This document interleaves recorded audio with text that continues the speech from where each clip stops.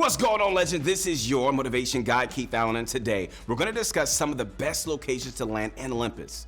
With the second rank split on this map, we figured it was the perfect time to give you some of our favorite landing spots. And so we're really excited to bring you guys some amazing content to help you improve and rank up in the second split of Season 9. You guys ready for this? Let's get this going.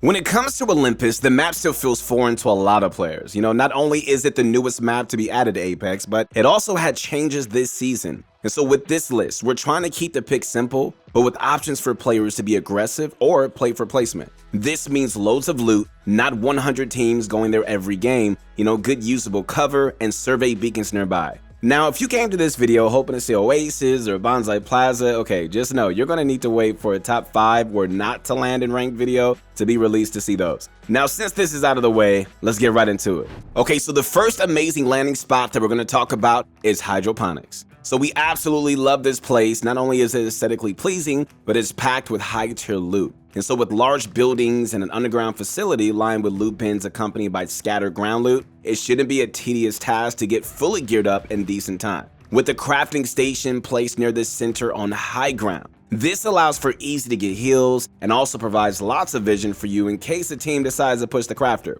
The survey location here is a little exposed, however, it is nearby on the low ground. Even being contested by one team will not pose too much of a problem as this POI offers many options. You have a high chance of being geared and ready to fight if you choose to do so, but if you find your loot lacking, don't fret. The northern Trident spawn can give you a quick getaway. The surrounding area has many smaller loot spots as well. There are a few bins and circular buildings near the Phase Runner portal. And to the west of that, there is a grouping of buildings with a staircase that leads down towards estates. Now, upon flying into hydroponics, you may have noticed the neighboring UFO. This is Elysium. So Elysium overlooks the nearby lands and provides a great loot rotation. The survey beacon here is also a bit more protected, which is a good thing. The only reason why we don't recommend this over Hydro to initially land at is the chance of being contested is greater here. However, this is a good thing for you when landing hydroponics. Teams that land Elysium will use the jump tower for quick rotations out. This gives your team a unique opportunity. The sloping side towards Hydro provides an amazingly aggressive head glitch that is devastating to any team that is unfortunate enough to be caught by it. Once your team is ready, a simple jump pad or zip line will get you up to this side.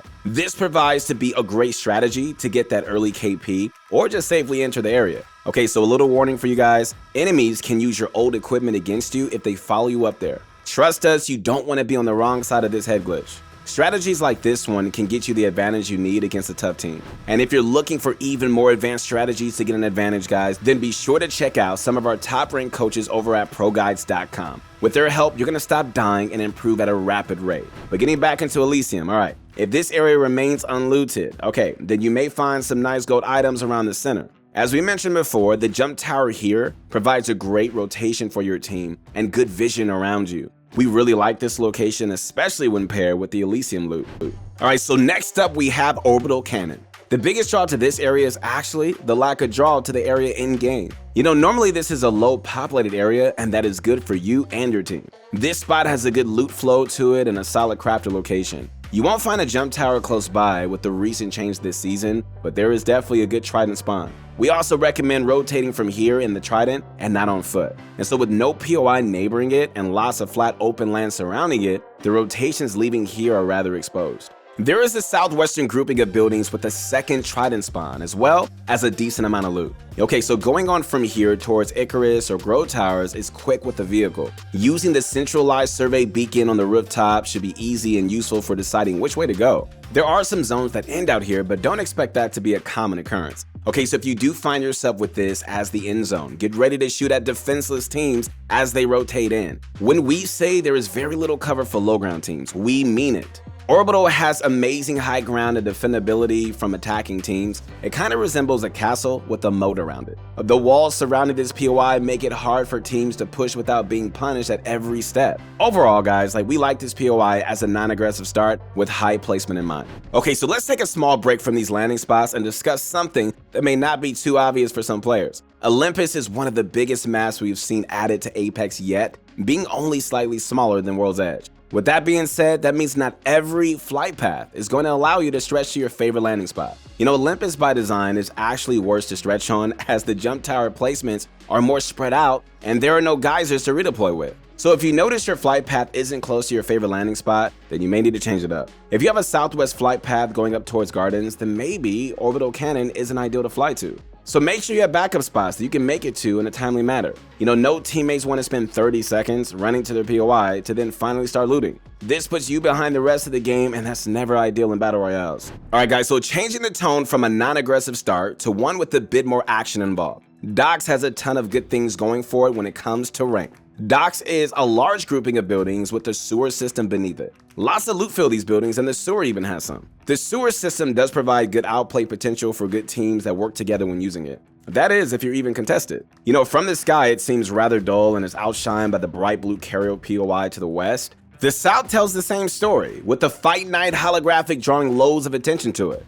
Docks can't be overlooked, and that means less enemies contesting right off drop. This doesn't mean no threats, as the aforementioned locations can quickly rotate a fight. This is just where another highlight of docks can be noticed. Every route the enemy has available to them leaves them at a low ground disadvantage. Using weapons with good sights along with good positioning will guarantee a hard fight for them. There is a northern survey beacon location which is really safe to use. There are a few end zone locations here, and especially that side of the map. An easy to get to trident allows for swift rotation for third parties, which you definitely should take a look at. With Fight Night having such good loot nearby, it should be priority to loot if landed at. If you third party there, be sure to watch for carrier teams coming in late, as they may have the same idea as you. Power Grid will have audio on everything happening to the west of them as well, so they might get nosy. Docks is a fantastic stretch location since you're going to be alone with loads of loot around. Landing docks consistently and learning how to play the area will give you guys a very strong starting position to do with as you please. With the start of Season 9 came a new southern location in the form of Icarus. Icarus is Carrier's bigger and much scarier cousin, alright?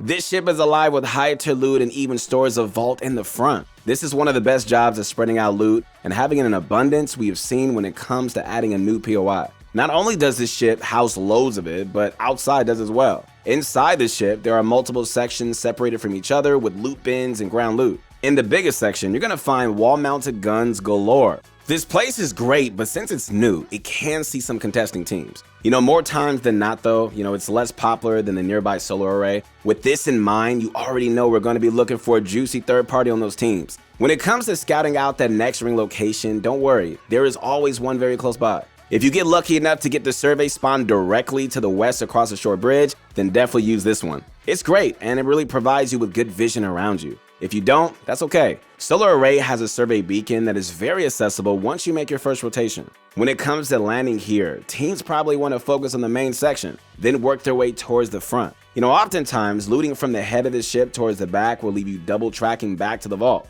This can waste some valuable time, especially if the team needs the loot from the vault. We really love this new addition to the map of Olympus and look forward to seeing how the full potential is unlocked from Icarus through time. Okay guys, so another beautiful spot to land is the gardens. With a similar loot density to the new Icarus POI, this place is as pretty as it is viable. Loot is scattered through the multi-level buildings with some bins in the centralized garden. With easy to scale buildings and swooping architecture that also functions as bridges, there are so many different ways that you can move around this place with ease. With a dedicated high ground containing a vertical zipline and a rooftop survey beacon, you definitely want to make it an effort to control it. This location does see some traffic, but you shouldn't be too concerned about a single team with you. So if you're contested, be sure to take that high ground off the initial drop. With double trident spawns bolt to the east, quickly assessing your team's fighting chances after looting will decide what your next move is. If you're not confident, then continue just looting to the east and use a trident to rotate from there. Fighting in gardens is common and should always be done from height since it's a rather flat POI.